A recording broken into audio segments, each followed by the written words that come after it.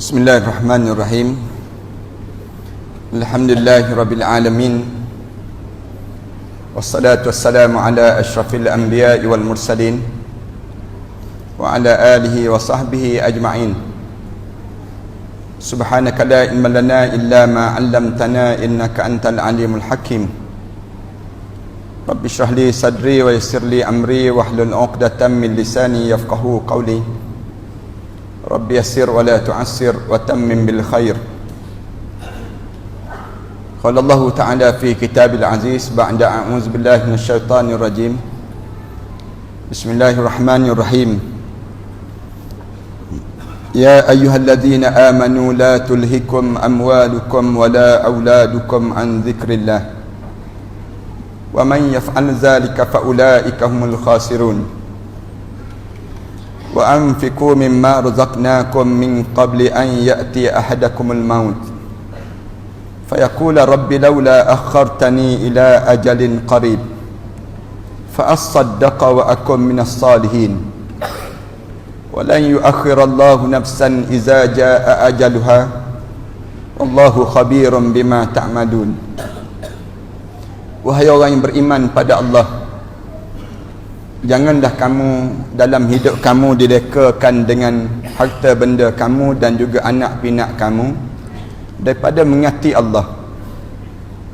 Sesiapa yang terlibat dengan dua perkara tersebut, maka rugilah kesudahan dalam hidupnya. Kamu berbelanjalah harta benda kamu di jalan Allah sebelum sampai saat di waktu mana kamu dipanggil untuk kematian. Di waktu itu kebanyakan manusia bila dipanggil untuk dijemput untuk kematian padanya, lalu mulutnya menyebut kepada malaikat maut itu, laula akhartani ila ajalin qarib. Wahai malaikat, boleh tak kamu tangguh sekejap, jangan bagi aku mati terlebih dahulu, seketika sahaja, kerana aku ingin bersedekah di jalan Allah dan aku ingin menjadi hamba Allah yang saleh. Lalu malaikat menjawab padanya, Allah jawab melalui malaikat ini, walan yu'akhirallahu nafsan iza jaa ajaluha. Allah tidak akan tangguhkan saat mati apabila sampai ajalnya pada seseorang. Wallahu khabirum bima ta'malun. Kerana Allah tahu apa yang kamu akan kerjakan jika di akhir. Jemaah yang dirahmati sekalian, malam ini kita berada pada malam 28 Ramadan. Malam yang kalau sekiranya kita duduk dengan Rasulullah di saat ini, kita akan kedengaran esakan dan tangisan di kalangan para alim ulama dan juga di kalangan para sahabat serta Nabi itu sendiri. Masing-masing solat dalam keadaan yang rasakan bahawa seolah-olah inilah solat yang terakhir dalam hidup. Solat yang kira-kiranya peluang dan ruang yang Allah bagi kesempatan yang paling bernilai dalam hidup. Rugilah kita kalau sekiranya kita masuk dalam satu pasaraya, kita masuk dalam satu pasaraya yang jualannya murah, kemudian ditawarkan dengan harga tawaran yang murah-murah barang yang mahal, kemudian kita keluar dalam keadaan kita tak membeli apa-apa pun barang-barang dalam pasaraya tersebut. Kemudian dalam keadaan kita seharian kita memasuki pasaraya itu. Ramadan ini merupakan pasaraya akhirat. Allah jadikan Ramadan ini tempat peluang untuk kita mendapatkan syurga Allah. Masuk sebulan-bulan Ramadan, tiba-tiba kita keluar, nama kita tak terkeluar daripada senarai ahli neraka Allah dan tak tertulis di antara senarai ahli syurga Allah Subhanahu wa taala. Rugilah kita puasa dan tak ada manfaat pun kita masuk bulan Ramadan. Kalau beginilah kehidupan kita, kesudahan kita tidak boleh masuk dalam syurga Allah. Ramadan Allah jadikan ada matlamat dan ada tujuan. Allah jadikan Ramadan ini bukan satu tujuan main-main saja dalam hidup, tidak. Dia berbeza daripada bulan-bulan yang lain. Bulan yang kita kena tahu, bulan yang hadiah Allah kepada umat Nabi Muhammad sallallahu alaihi wasallam. Allah nak tunjuk sayangnya Allah pada kita, Allah kurniakan kita bulan Ramadan. dengan tujuan nak suruh dibezakan di antara orang mukmin, orang munafik dan juga orang kafir. Bila kita masuk bulan Ramadan, kita boleh tahu kita ni mukmin ke, kita ni munafik ke, kita ni orang kafir dalam hidup kita. Kerana orang kafir dia tak rasa apa-apa pun dengan Ramadan yang Allah kurniakan padanya. Orang kafir dia nampak Ramadan ni tak lebih daripada satu bazar yang disebut dengan bazar makanan semata-mata. Mungkin orang kafir demikian. Manakala orang munafik dia nampak Ramadan ini satu bulan penuh kesengsaraan. Bulan yang terpaksa berlakon. Kadang-kadang ada di kalangan mereka berpura-pura saja berpuasa, tetapi mereka tidak berpuasa. Tapi orang mukmin dia masuk dalam Ramadan, dia masuk dalam keadaan imanan wahtisaban. Dia masuk dalam bulan Ramadan dengan penuh keimanan dan penuh pengharapan pada Allah. Berharap kepada Allah dengan nilai yang paling tinggi dan paling mulia, yang disebut dengan syurga Allah Subhanahu wa taala. Tuan-tuan, sebab itulah Ramadan ini Allah jadikan bulan yang disebut dengan Al-Mubarak, bulan yang penuh dengan keberkatan. Bulan yang disebut start daripada kita bulan Rejab lagi. Kalau kita masuk bulan Rejab, kita dengar satu doa yang dibaca oleh Rasulullah sallallahu alaihi wasallam. Rasulullah sebut Allahumma barik li bi syahri Rejab. Masuk dalam bulan Syaban, Rasulullah sebut wa barik li bi syahri Syaban. Kemudian Rasulullah baca lagi, ya Allah wa ballighni bi syahri Ramadan. Ya Allah, bagilah peluang pada aku untuk aku memasuki bulan Ramadan, ya Allah. Doa yang dibaca oleh Rasulullah. Rasulullah ulang dan ulang. Bila masuk saja bulan Ramadan, Rasulullah rasa ceria sungguh. Sehingga kan keberkatan bulan Rejab itu, keberkatan bulan Syaban itu dibawa kepada bulan Ramadan. Dan dinamakan bulan Ramadan ini bulan yang penuh dengan Al-Mubarak. Bulan yang penuh dengan keberkatan. Tuan-tuan, kalau kita masuk bulan Ramadan, tiba-tiba kita tak dapat keberkatan, tak ada nilai lah kita bulan Ramadan. Ramadan ini bulan yang disebut dengan keberkatan. Berkat ini apa dia, tuan-tuan? Sehingga kan disebut dengan keberkatan. Dalam hidup kita ni, kita tak nak duit yang banyak. Bukan kita nak duit yang banyak, tapi kita nak duit yang diberkati. Apa nilai duit yang banyak tapi tak berkat? Dalam hidup kita ni bukan kita nak makanan yang sedap. Makanan yang sedap, makanan yang banyak tak ada nilai. Tapi yang kita diajar dalam hidup, kita nak Allahumma barik lana. Ya Allah, saya naklah keberkatan daripada fima razaqtana, daripada apa yang kamu kurniakan pada kami, ya Allah. Dalam hidup kita ni bukan kita nak rumah yang besar, rumah yang mewah dan cantik, tak. Kalau kita dapat yang tu bonus. Tetapi yang kita nak ialah keberkatan dalam rumah tangga. Buat apa rumah besar tapi tak berkat? Rumah besar tapi penuh dengan hantu raya dalam rumah. Tak ada nilai langsung rumah tersebut. Dalam hidup kita bukan kita diajar dalam hidup kita ni nak suruh kita banyak, tak.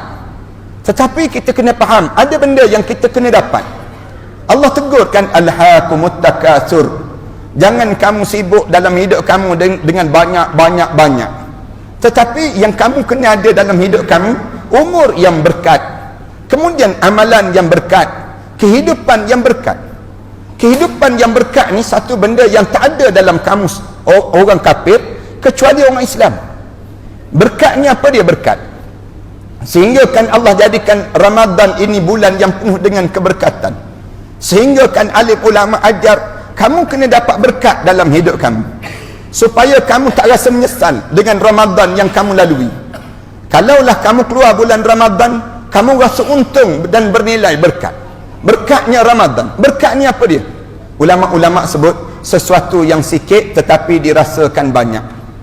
Sesuatu yang sempit tetapi dirasakan luas. Sesuatu yang panjang tapi dirasakan pendek saja. Ini tanda berkat. Berkat ni maknanya sesuatu dalam hidup kita, kita duduk panjang umur kita. Umur kita ni Allah jadikan lebih kurang 60 tahun, 70 tahun. Tapi kita hidup sekejap, kita rasa sekejap je. Kerana dia penuh dengan keberkatan. Macam kita solat. Bila kita solat, itu solat yang diberkati, walaupun kita berdiri lama, kita rasa sekejap. Macam kita duduk dalam majlis ilmu. Bila kita duduk dalam majlis ilmu, walaupun kita duduk lama, sejam, tapi kita rasa bagaikan 10 minit. Tanda apa dia? Tanda berkat. Rumah tangga kita demikian juga. Walaupun kita dah berumah tangga 19 tahun, 20 tahun, tapi kita baru je kita rasa, baru je kita dalam keadaan berumah tangga. Tanda apa dia? Tanda rumah tangga yang berkat. Keberkatan ini tak ada dalam kamus orang yang bukan Islam kecuali Islam. Orang mukmin diajar supaya kamu dapatkan berkat. Berkat-berkat ni di kalangan sahabat-sahabat berebut untuk dapatkan keberkatan dalam hidup. Sehingga kan Allah ajar dalam Al-Quran Karim, Allah sebut, walau anna ahlal qura amanu wattaqau lafatahna alaihim barakatin minas sama'i wal ard. Kalaulah seluruh penduduk negeri itu beriman dan juga bertakwa pada Allah, nescaya kami akan buka segala pintu-pintu keberkatan daripada langit dan juga daripada bumi. Walakin kazzabu, tapi sayang kamu dusta pada Allah. Bila kamu dusta, fa'akhaznahum bima kanu yakzibun, kami gentap segala keberkatan yang patut kamu dapat dalam hidup kami. Bila kita berkat Ramadan, Ramadan ni bulan yang penuh dengan keberkatan. Sekejap je kita lalui. Start daripada 1 Ramadan, malam ni dah berada pada malam 28 Ramadan. Orang mukmin dia akan rasa, Allah sekejapnya ya Allah, seketika saja aku melalui saat yang sebegini. Kita rasa untungnya kalau Allah pulangkan balik kita ke Ramadan yang akan datang.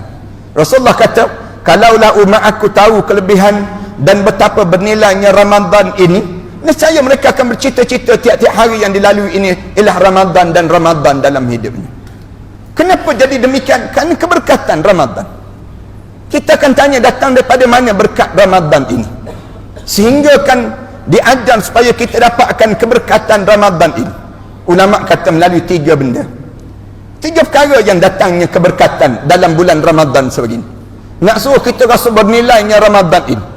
Yang pertama, daripada keyakinan dalam hidup kita kepada Allah. Bila kita masuk dalam bulan Ramadan sebegini, timbul keyakinan adanya Allah dan adanya Allah. Macam mana nak suruh timbul keyakinan adanya Allah? Allah susunkan satu program yang indah untuk kita. Program apa dia? Untuk kita berpuasa, tak makan dan tak minum, bermula daripada subuh sampai maghrib. Di antara subuh sampai maghrib ini, satu program untuk meyakinkan dalam hidup kita bahawa Allah nampak apa yang kita lakukan. Kita tak makan, kita tak minum, padahal di antara subuh sampai maghrib, kalau kita nak makan, kita boleh makan. Kalau kita nak minum, kita boleh minum. Kalau kita nak minum, kita boleh minum. Tapi kenapa kita tak minum? Bulan Ramadan, start daripada subuh sampai pada maghrib, kita tahan, tak makan dan tak minum. Tak bersama dengan isteri kita dalam keadaan di siang hari dalam bulan Ramadan. Kenapa kita tak buat? Padahal kalau kita nak makan, kita boleh makan. Kalau kita nak makan, kita boleh menyorok seorang-seorang dalam rumah, kunci pintu bilik, menyorok seorang-seorang bawah katil, makan Maggi seorang-seorang. Tak ada siapa yang tahu. Kalau kita nak makan, kita boleh makan. Orang perempuan paling senang nak makan kan. Bila dia masak saja, petang-petang dia masak nak siapkan untuk berbuka puasa, dia disunatkan untuk dia rasa makanan. Boleh rasa test makanan, rasa-rasa masin ke manis ke, dia boleh rasa makanan tersebut. Dengan cara dia masak, dia beli tu aci dia panggil. Nak sebutnya bila dia masak tersebut, bila dia masak, siap tu dia rasa test. Bila dia test saja, tengok tak ada siapa yang ada, dia ambil semangkuk, dia hirup seorang-seorang. Dia boleh kalau dia nak buat, tapi kenapa dia tak buat? Dalam bulan-bulan sebegini kita tak buat, padahal kita boleh buat. Anak-anak kita yang kecil-kecil umur 5-6 tahun, 7 tahun mula puasa, kenapa mereka puasa? Kenapa mereka bertahan dan tak makan, tak minum? Anda ingat lagi anak-anak yang sulung umur 6 tahun, dia mula puasa, lepas pada asar saja terlentang, tersandar tepi dinding, tak bergerak dia. Kita lintas je lalu saja depan dia, dia panggil, habis sabar, tak mati itu. Kenapa dia tak makan? Kenapa dia tak minum? Padahal dia nak makan, dia boleh makan, dia nak minum, dia boleh minum, sebab dia kanak-kanak lagi. Tapi nak ajar dalam hidup ini, wahai manusia, walaupun orang tak nampak, Allah nampak benda yang kamu buat. Selama sebulan nak ajar supaya kamu ambil keberkatan ini. Berkat daripada mana? Berkat tanaman dalam pemikiran, supaya rasakan adanya Allah. Bila kamu rasa ada Allah, kamu tak berani nak mencuri. Bila kamu rasa kamu ada Allah, kamu tak berani nak berzina. Bila kamu rasa kamu ada Allah, kamu tak berani nak berjudi, nak minum arak. Kenapa kamu tak berani? Kerana kamu ada keberkatan dalam kehidupan kamu. Berkat itu datang bila tak melakukan kemaksiatan. Bila kita tak buat maksiat, maka berkat datang. Allah kurniakan keberkatan dalam hidup kita. Ramadan ni kita boleh rasa bagaimana keberkatan yang Allah kurniakan pada kita. Ni melalui cara nak suruh timbulnya berkat yang pertama. Yang kedua, Allah jadikan Ramadan ini nak suruh jadi berkat melalui ibadah. Lakukan ibadah yang baik dalam hidup kita. Bagaimana cara Allah nak suruh berkat dengan melalui ibadah? Allah jadikan program makan itu merupakan ibadah. Apa dia program makan untuk jadi ibadah? Allah jadikan sahur sebelum mana subuh.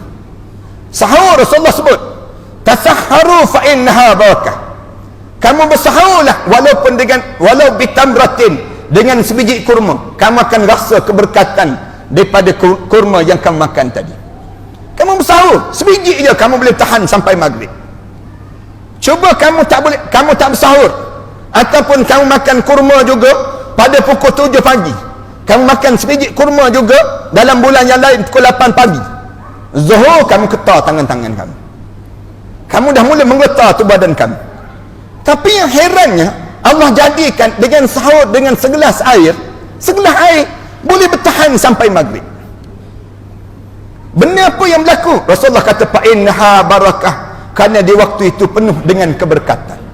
Allah mula jadikan kehebatan dengan sahur tadi. Kenapa Allah jadikan sahur? Allah nak suruh kita jaga solat subuh berjemaah. Ni simbol keberkatan bagi orang lelaki. Kalau kalian inginkan kerja-kerja yang berkat dalam hidup lepas pada bulan Ramadan ini, kalaulah Allah panjangkan lagi umur kita, jangan tinggal solat subuh berjemaah. Jaga solat subuh berjemaah. Apabila kalian jaga solat subuh berjemaah, rezeki kalian akan bertambah dan melimpah ruah dalam hidup. Kita lakukan demikian dalam bulan-bulan yang lain. Jangan satu Syawal menjadi penanda kepada diri kita yang kita tak dapat keberkatan Allah. Bila satu Syawal tak ada orang sembahyang subuh, tak sama dengan Ramadan yang pertama. Jangan. Ramadan yang pertama penuh dengan orang, Ramadan yang akhir penuh dengan orang sembahyang subuh berjemaah. Demikian dengan Syawal, demikian 2 Syawal, 3 Syawal. Mesti orang yang sama datang dalam bulan Ramadan, orang yang sama datang dalam bulan Syawal. Kerana apa dia? Kerana dia sedang mengambil keberkatan yang Allah kurniakan dalam hidup. Kita tanya, kenapa kena jaga sangat subuh berjemaah Ustaz? Rasulullah pesan pada kita, kalau kalian nak tahu kalian orang mukmin ataupun tidak mukmin, lihatlah subuh berjemaah ataupun tidak. Kalau kita boleh jaga solat subuh berjemaah, tanda kita mukmin. Kalau kita tak boleh jaga solat subuh berjemaah, tanda kita munafik dalam hidup. Orang munafik dia tak boleh jaga solat subuh berjemaah. Sukar dalam hidup dia sembahyang subuh berjemaah.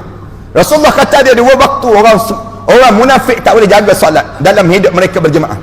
2 waktu ini apa dia? Yang pertama subuh berjemaah, dan yang kedua yang disebut dengan isyak berjemaah.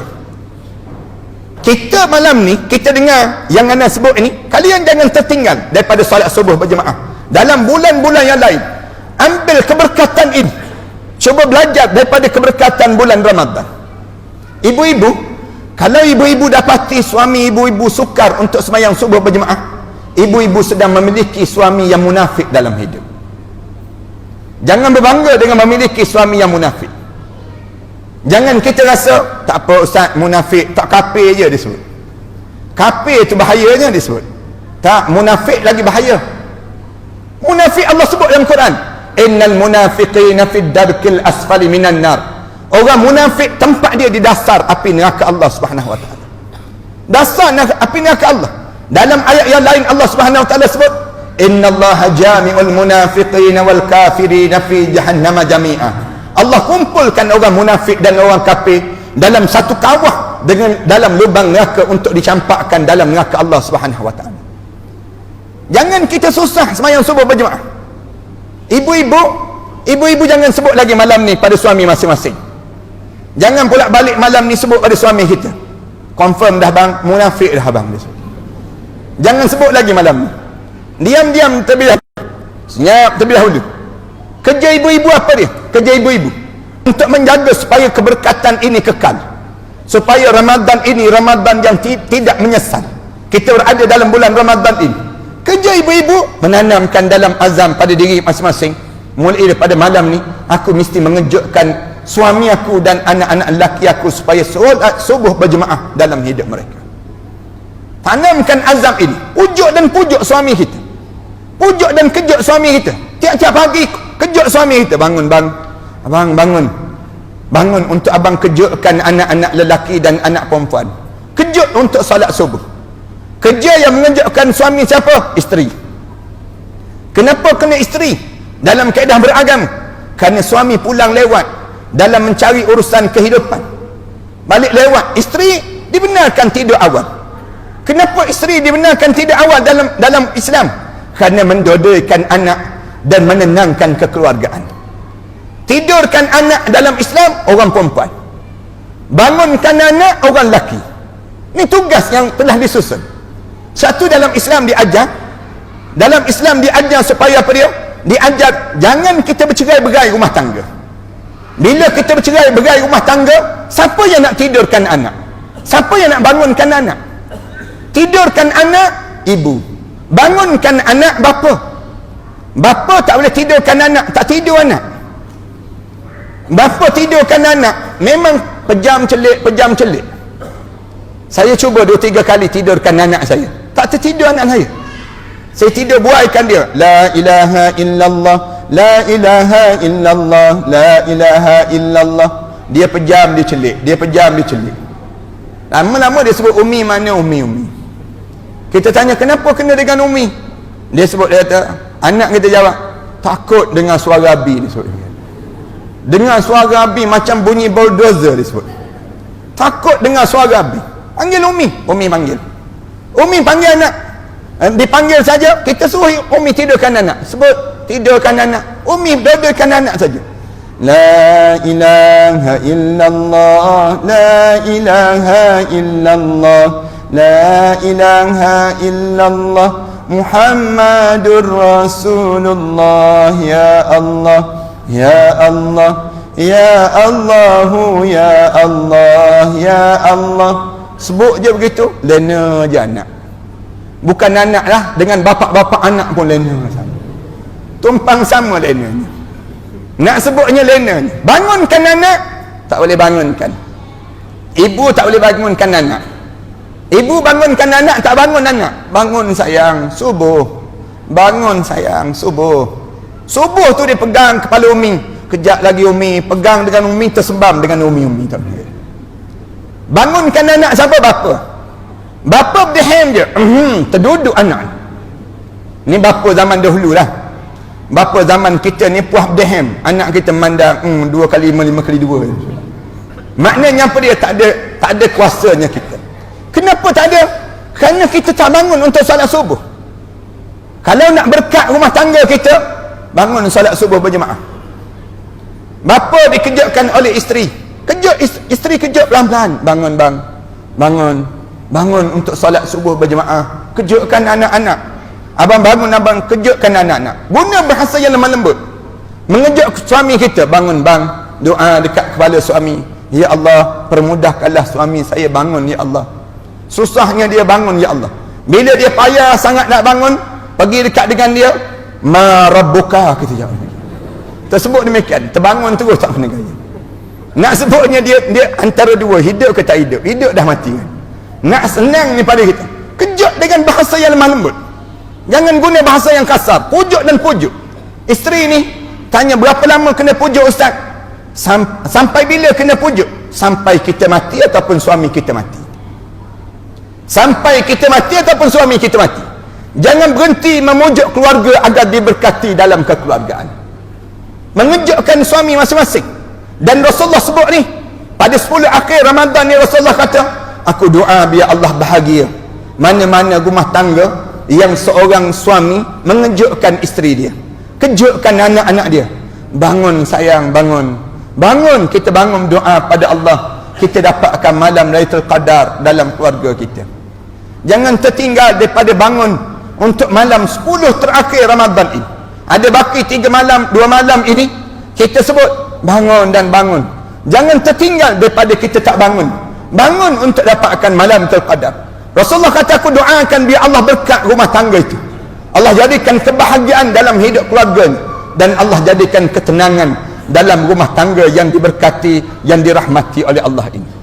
Kemudian bila isteri dia tak nak bangun, suami dia ambil tangan dia, celup dalam bekas air, renjis air tersebut di muka isteri dan suami dia, di muka isteri dan anak-anaknya.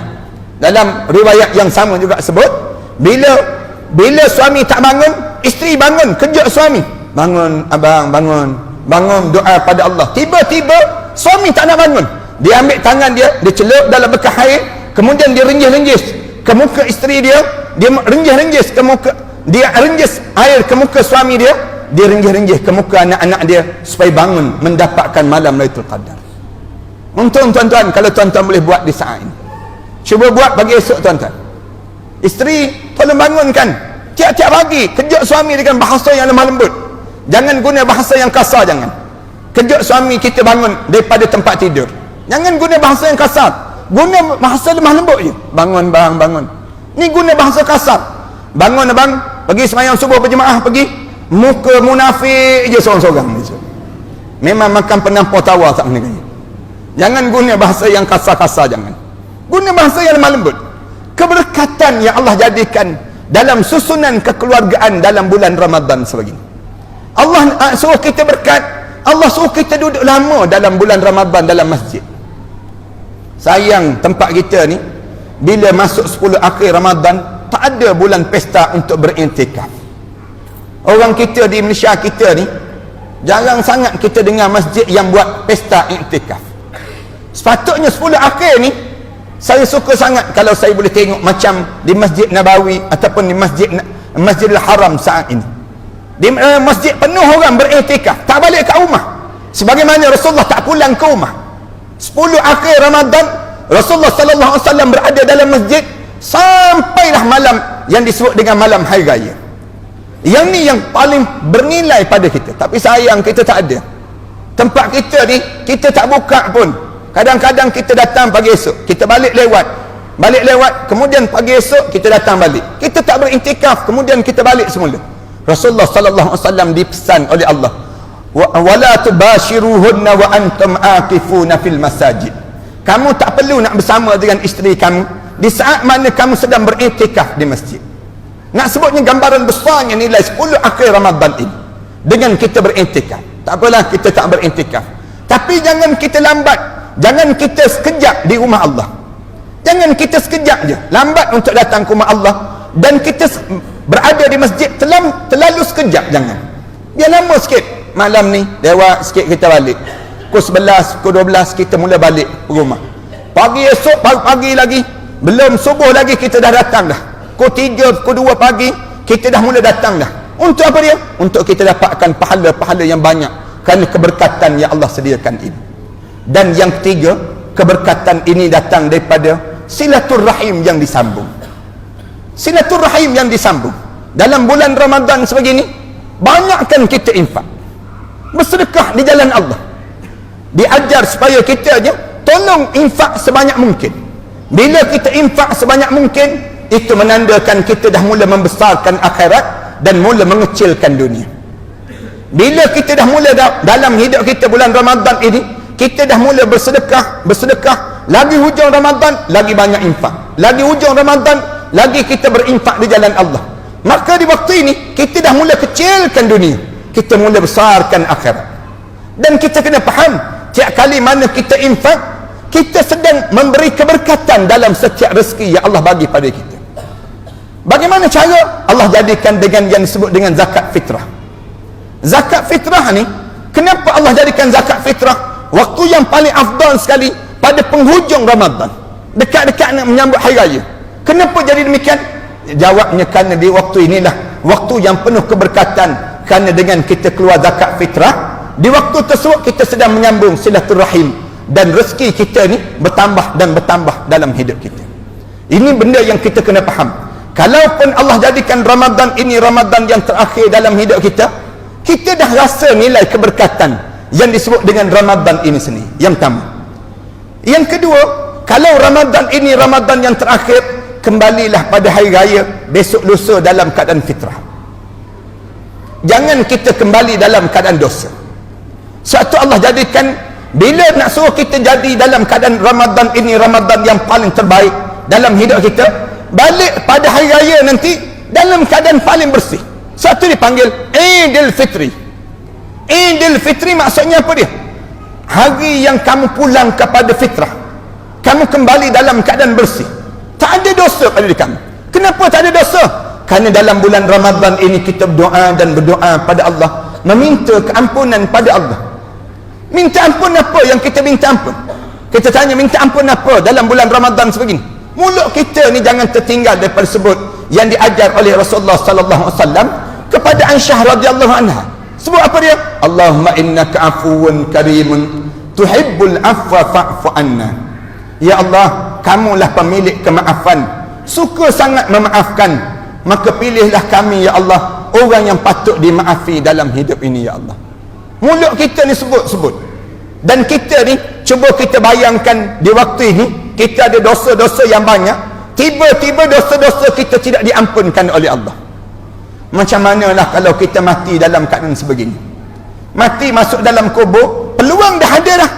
Peluang bulan Ramadan untuk kita minta ampun dah ada dah. Minta maaf dengan Allah, minta ampun pada Allah dosa-dosa kita yang banyak. Dosa yang banyak ni tak usah kira lah. Semua di kalangan kita ada dosa. Nama dia ustaz, nama dia yang disebut dengan Bilal, nama dia tu imam, nama dia apa saja pun, semua ada dosa. Tak ada orang yang tak ada dosa. Sifat orang ada dosa ni, sifat dia mesti apa dia? Cepat-cepat minta maaf dengan Allah. Angkat tangan doa pada Allah. Suatu kita kedengaran tangisan doa dalam solat, dalam solat di hujung-hujung sebegini, kebanyakan alim ulama menangis. Tuan-tuan yang boleh tengok YouTube, tuan-tuan tengok dalam YouTube, tuan-tuan tulis solat tarawih, doa solat tarawih di Mesir pada malam 27 Ramadan. Tulis yang tu je, tuan-tuan boleh dengar macam mana mereka berdoa. Bila mereka berdoa tu menggigil tubuh badan. Solat tarawih di kalangan orang soleh, menangis tersesak. Ni kalau tuan-tuan dengar malam ni, malam besok, malam kemarin solat tarawih di Masjidil Haram, semua menangis. Alim ulama menangis. Kenapa menangis? Takut dosa yang ada. Saya ingat saya semayang di, bukan malaikat Jibril, Syekh Muhammad Jibril. Syekh Muhammad Jibril ni semayang dengan dia malam 27 Ramadan di Mesir. Malam 27 ni orang datang seramai lebih kurang 1 juta orang datang. Semayang tarawih ni jam jalan. Orang tak nak datang tu, polis tutup jalan. Tak boleh nak lalu lagi jalan ini sendiri. Televisyen buat secara langsung malam 27 Ramadan.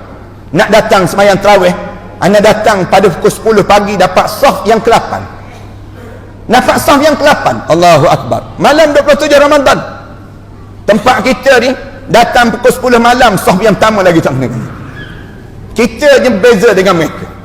Malam pukul 10 malam, pukul 10 pagi sampai saf yang ke-8. Nak tunggu pukul 9 malam solat tarawih. Bila solat tarawih, baca biasa je. Bacaan yang mendayu-dayu. Dia baca solat tarawih pada 10 akhir Ramadan tak sama dengan di awal Ramadan. Di akhir Ramadan bacaan mesti mendayu-dayu, angin manggil.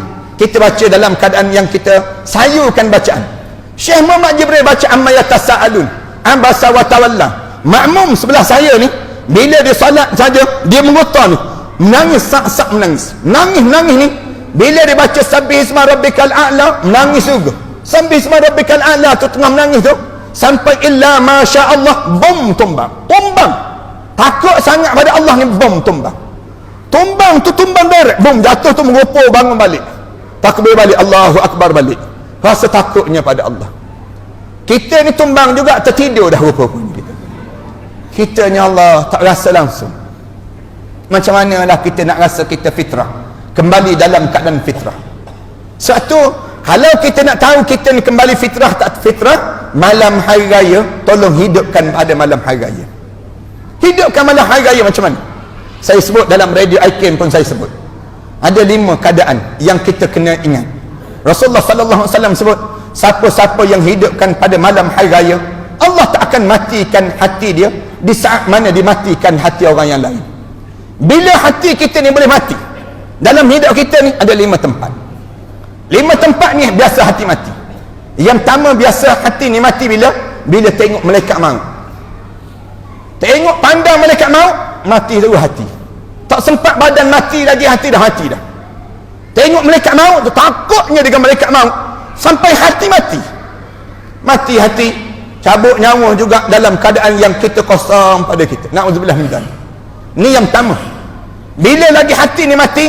Bila saat kita mula turun jenazah kita dalam kubur.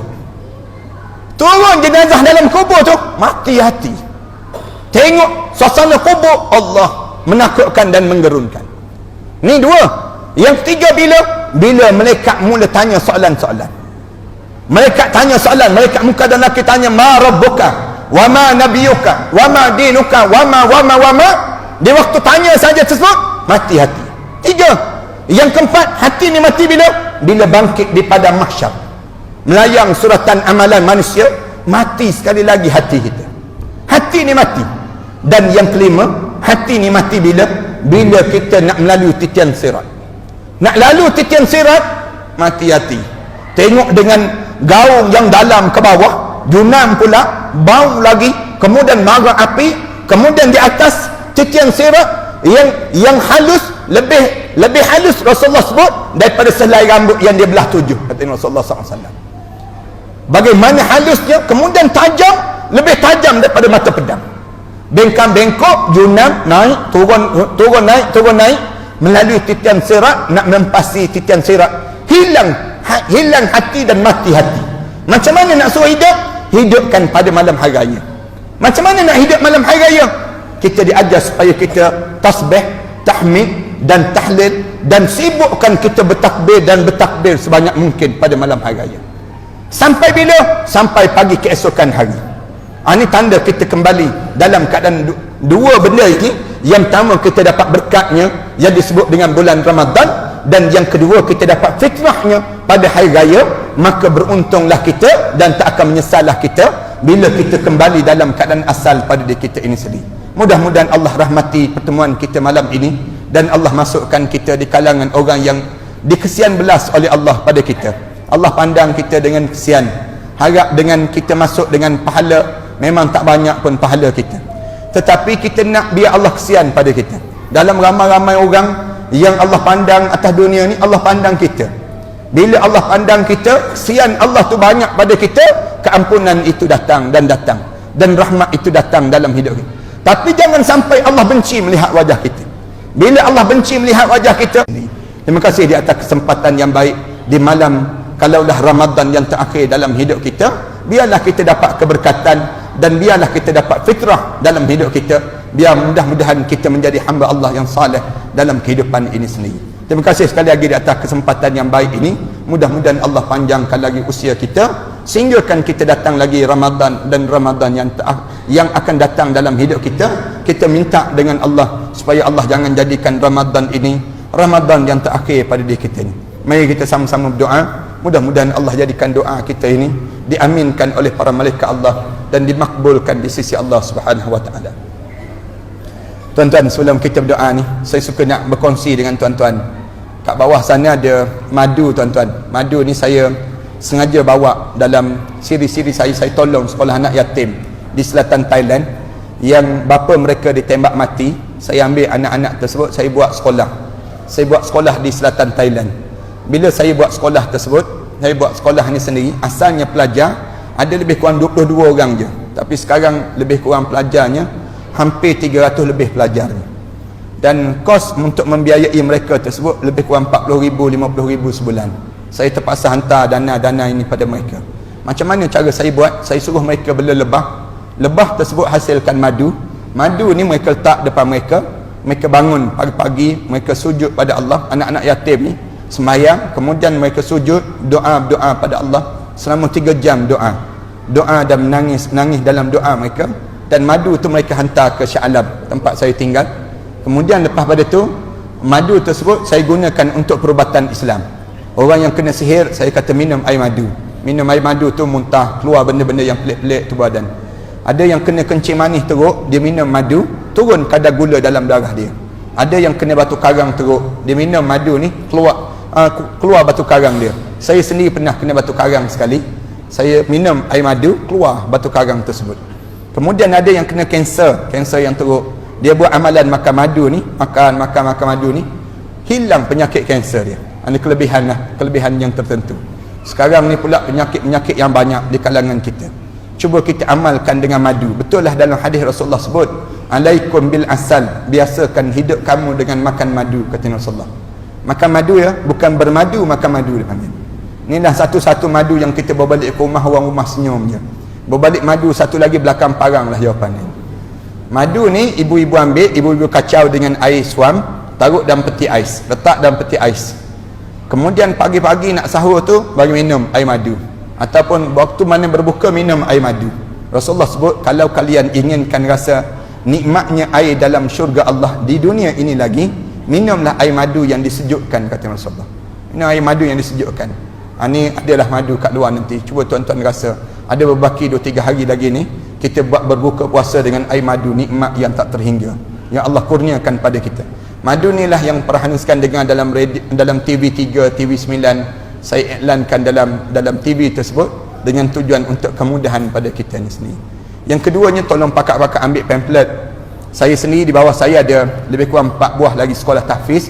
Saya bina sekolah tahfiz di Kedah, di Langkawi, kemudian 2 buah di Langkawi, kemudian di Pahang sebuah, di Selangor sebuah, kemudian di Kelantan sebuah.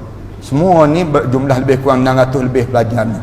Kos yang besar untuk saya bangunkan. Di Kedah ni saya sedang bangunkan masjid di Kubang Badak, nak siapkan masjid dan sebagainya.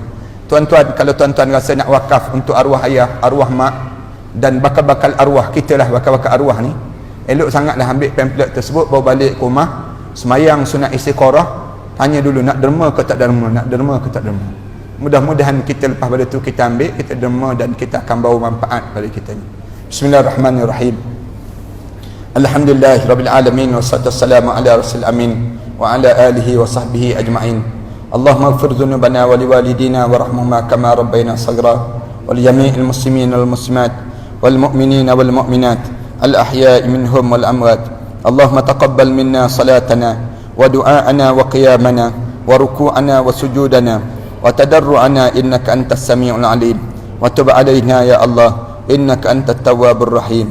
Ya Allah, ya Tuhan kami, ampunkanlah dosa-dosa kami ya Allah, dosa besar kami dan dosa kecil kami ya Allah, dosa yang sengaja dan dosa yang tidak sengaja kami lakukan ya Allah.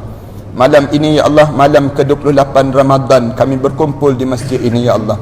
Kami pohon pada kamu ya Allah, agar kamu jadikanlah kami di kalangan ahlul masjid ya Allah. Ya Allah, kamu jadikanlah hati kami yang cenderung kepada mendengar setiap patah-patah perkataan agama kamu ya Allah. Ya Allah, ya Tuhan kami, lembutkanlah hati keluarga kami ya Allah, senangkanlah kami berkeluarga ya Allah.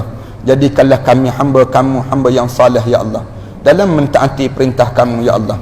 Ya Allah, ya Tuhan kami, izinkan kami mengadu pada kamu ya Allah. Betapa ada di kalangan kami saat menadah tangan ini ya Allah, yang sedang menderita kesakitan, penyakit-penyakit yang banyak dalam hidup mereka ya Allah. Saat ini ya Allah, kami menadah tangan ya Allah, agar kamu jadikan kesembuhan penyakit-penyakit yang kami deritai dalam hidup kami ini ya Allah.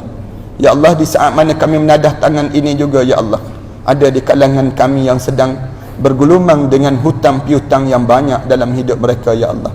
Kami pohon pada kamu ya Allah, di malam yang baik ini ya Allah, dan menjadikanlah kesempatan doa yang mustajab ini ya Allah, untuk kamu langsaikan, untuk kami mudahkan kami, untuk kamu memudahkan kami melangsaikan setiap hutang piutang yang sedang melingkari dalam perjalanan hidup kami ini ya Allah.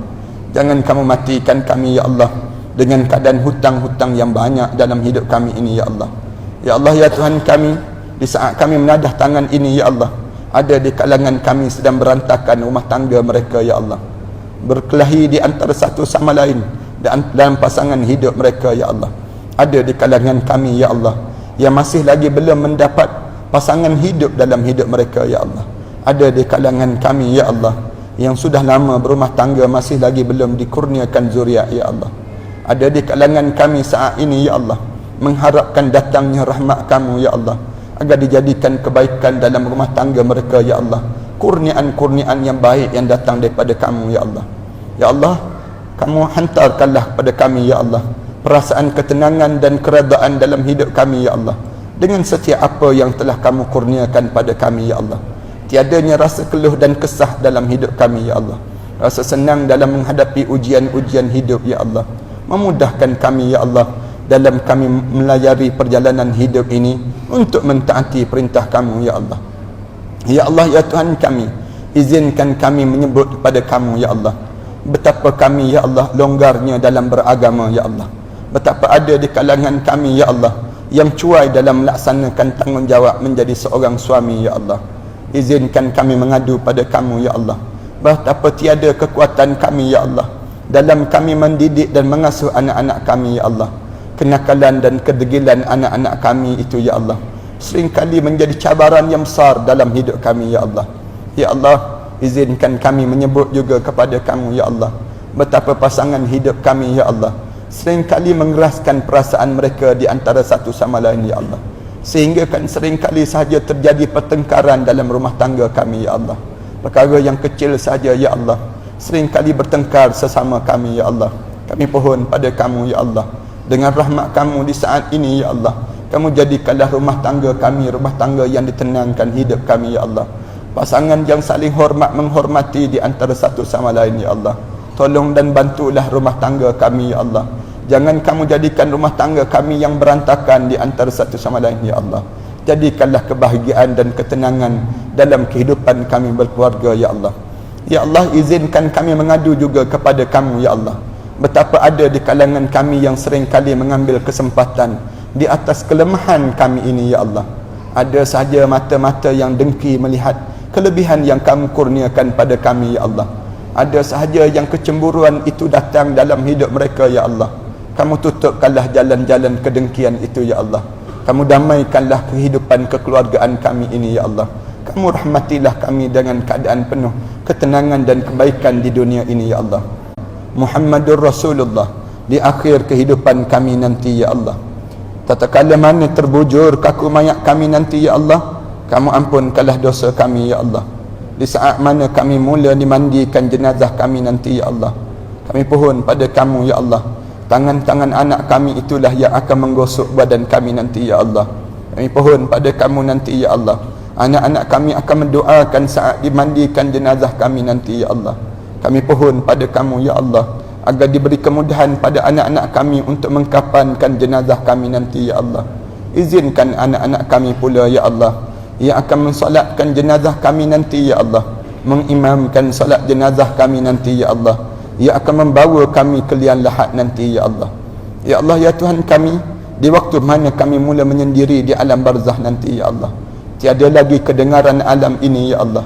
Saat mana kuburan kami sunyi dan sepi ya Allah, kamu cahayakanlah kubur kami dengan cahaya amalan salih kami ini ya Allah. Kamu jadikanlah setiap amalan kami yang kami lakukan di dunia ini ya Allah menjadi cahaya-cahaya pada kubur kami pula ya Allah. Di saat mana sunyinya kubur kami nanti ya Allah, jangan kamu sunyikan daripada doa-doa anak yang saleh untuk kami ya Allah. Ya Allah, ya Tuhan kami pohon pada kamu ya Allah. Kami mohon pada kamu ya Allah, di saat mana kami di malam pertama kami di alam barzah nanti ya Allah, kamu ketemukanlah kami dengan arwah ayah kami ya Allah yang telah meninggal dunia sebelum daripada kami ini ya Allah. Saat Ramadan ini ya Allah, kerinduan itu datang lagi ya Allah. Rindu untuk saat kami bersama dengan arwah ayah kami ya Allah, bangun dan bersahur bersama dengannya ya Allah.